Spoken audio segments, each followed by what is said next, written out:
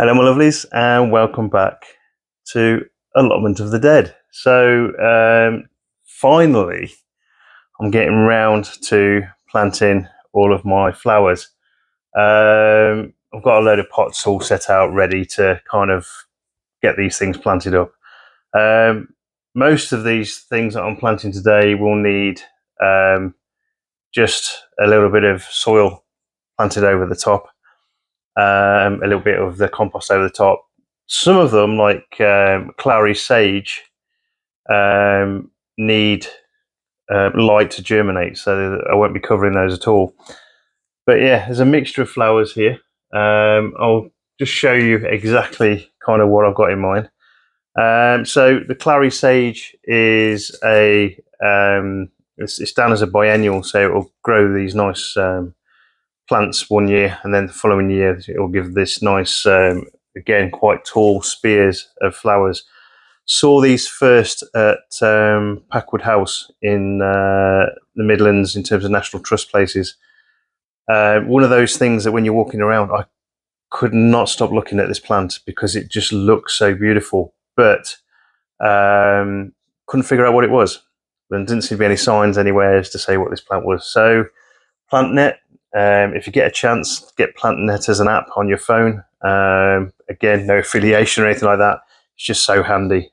It enabled me to find out what this particular plant was. So I've managed to get some for this year. And so you end up with these nice spears of kind of a lavender and pink flowers. I'll put a picture up on the screen. But yeah, absolutely fantastic looking plant.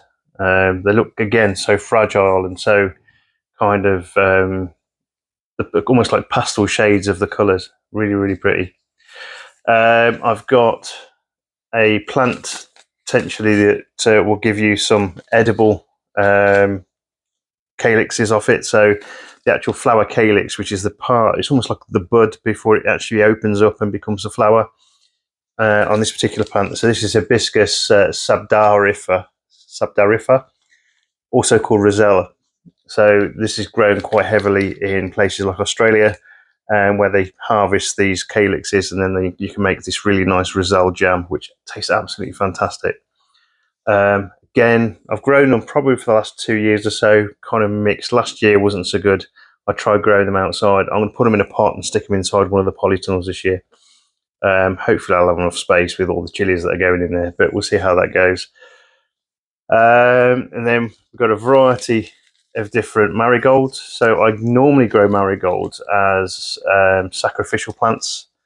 They are one of the things that aphids will go to, but they're also one of the things that helps to keep some of these horrible nasties and things away.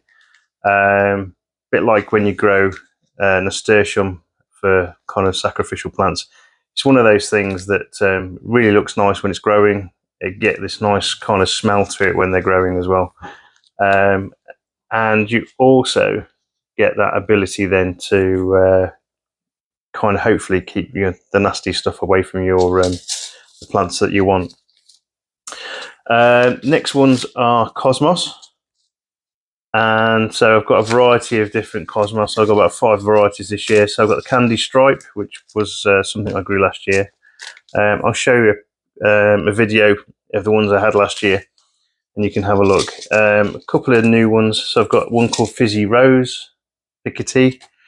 It might be a Picotee.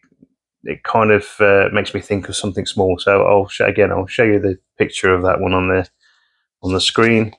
I've got Purity, which is a pure white variety. And then I've got a couple of mixes. So I've got a cupcakes mix, which looks like little cupcake holders that you kind of buy to put your cupcakes in, and some seashells mix. So again, I'll put a couple of pictures up of these as I'm kind of doing them. I'm not going to show you the whole sort of planting them all because it's just kind of, once you've seen one, you've seen them all really. Couple of other weirder varieties. So I've got the honey wart, which is also called Cerinthe. Wife's got some of these that managed to overwinter last year on her plot, and they look absolutely gorgeous. The one of my favourites because, again, the bees love them and they're absolutely fantastic to look at. And a couple more of so these were kind of freebies on the garden news. So Corncockal, again, the seeds of these are toxic. One a white variety and a purple variety.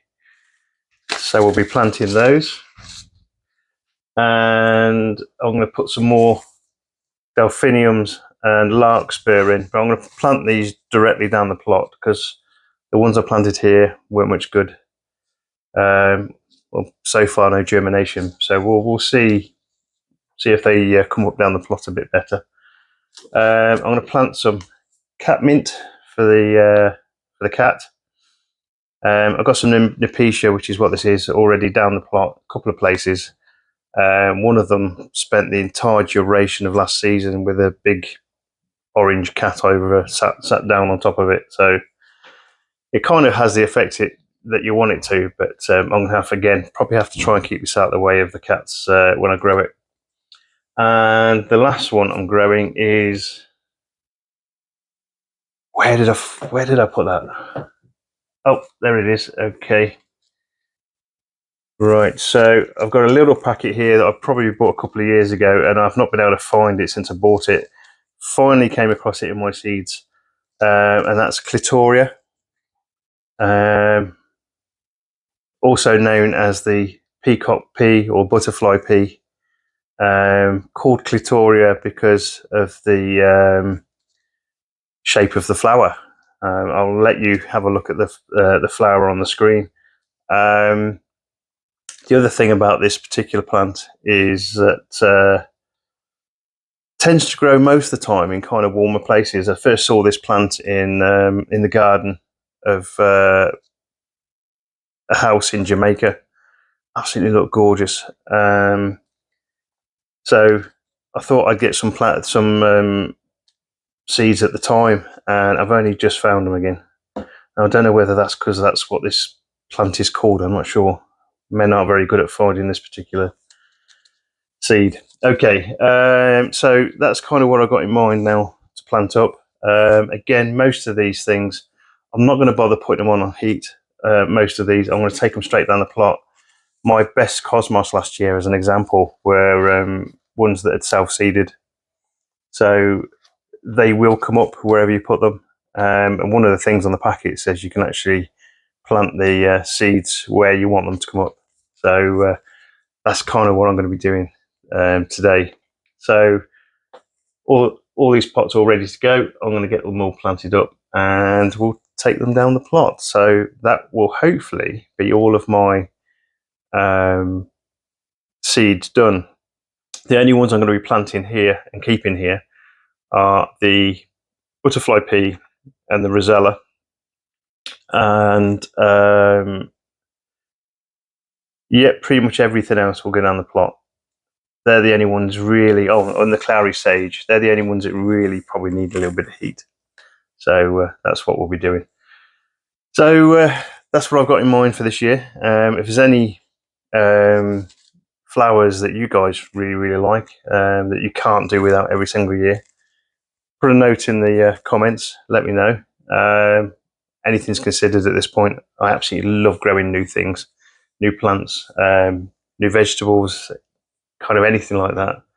Anything with a little bit of an unusual flower or anything with a bit of an unusual kind of flavour or taste to it. I've tried Kiwano already. I won't grow that again. I've got masses and masses of these spiky melons, but the flavour was awful. So I won't grow them again. But yeah, give me some ideas as to what things you might suggest to grow down my allotment. If I've got space, I'll throw them in.